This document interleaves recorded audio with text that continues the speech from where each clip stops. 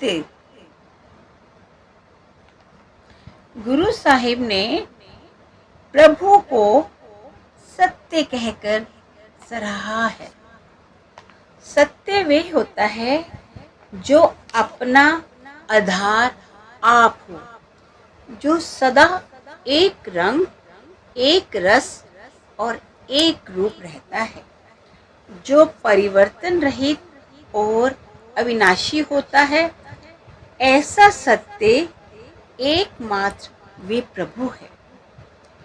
सतगुरु और नाम को भी सत्य कहा गया है, क्योंकि इनके रूप में भी वे निराकार निर्लेप प्रभु प्रत्यक्ष मुक्तिदाता के रूप में कार्यशील होता है। आज जुगाद अमर अविनाशी निराकार अलख और अगम प्रभु को सर्वशक्तिमान कर्ता, सर्वज्ञाता, दाता और बख्शिंद दयालु कहते हुए उसके समक्ष उसके नाम की दात के लिए विनती करते हैं, ताकि उस सुखदाता के साथ मिलाप का सौभाग्य प्राप्त हो जाए। गुरु साहिब कहते हैं, हे कर्ता पुरुष, अपनी लीला, अपने कार्य और अपनी कार्यविधि को केवल तू ही जानता है। कोई दूसरा उसका वर्णन नहीं कर सकता। तू स्वयं ही गुप्त है, स्वयं ही प्रकट है। स्वयं ही प्रकट है। जहाँ तू गुप्त है अपनी रजा अनुसार है, और जहाँ प्रकट है अपनी रजा से है। तू रचना के प्रत्येक आकार में समाया हुआ है। रचना के प्रत्येक अंग में तू रमा हुआ है। करता भी तू है, भुगतने वाला भी तू है। अनंत रंगों और रूपों वाली सृष्टि का सृजनहार भी तू है, और सब रंग रूपों का आनंद लेने वाला भी तू है।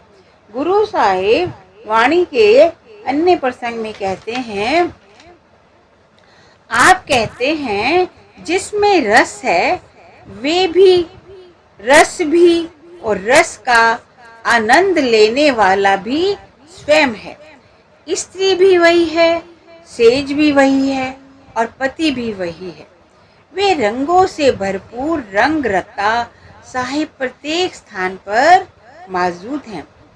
मछली पकड़ने वाला भी वही है, मछली भी वही है, पानी भी वही है और जाल भी वही है, तथा जाल के साथ पिरोया हुआ मन का भी वही है। वे एक प्रियतम ही अनेक रंगों में प्रकट हो रहा है। अपने प्रेम की दात बख्श कर सुहागनों को सुखी करने वाला भी वही है, और अभागिनों को वियोग के दुख में तड़पाने वाला भी वही है। गुरु साहिब नम्रता पूर्वक कहते हैं, तू ही समुद्र है, तू ही हंस है। दिन में खिलने वाला कमल भी तू ही है, रात में खिलने वाली कली भी तू ही है, और इन्हें देखकर प्रसन्न होने वाला भी तू स्वयं ही है। जो कुछ है तू ही तू है। हे करतार, अनेक सिद्ध साधक गुरु और शिष्य तेरी खोज में लगे हुए हैं। वे तेरे हुक्म में ही विचरण कर रहे हैं। वे तुझसे नाम की भिक्षा मांगते हैं और तेरे दर्शनों पर बलिहारी जाते हैं। हम भाव तेरे दर्शनों के अभिलाषी हैं।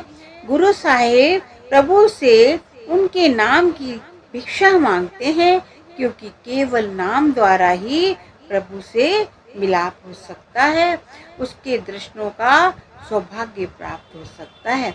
गुरु अमरदास जी की वाणी है। गुरु साहिब समझाते हैं कि सृष्टि का सर्जन और इसका नाश करने वाली शक्ति नाम है। प्रभु के साथ मिलाप करने वाली शक्ति भी नाम है। जब प्रभु की दया होती है तो वे जीव को गुरु द्वारा नाम के साथ जोड़ देता है। नाम के निरंतर सुमिरन से जीव का प्रभु से मिलाप हो जाता है और उसे सच्चे सुख की प्राप्ति हो जाती है। गुरु साहिब अपने भाव को पूर्ण करते हुए कहते हैं, ये सृष्टि प्रभु का खेल, लीला या नाटक है। इस नाटक और इसके कर्ता की सूझ गुरुमुखों द्वारा प्राप्त होती है। हर युग में, हर समय में वे एक कर्ता ही व्याप्त रहा है, दूसरा कोई ना हुआ है ना हो ही सकता है।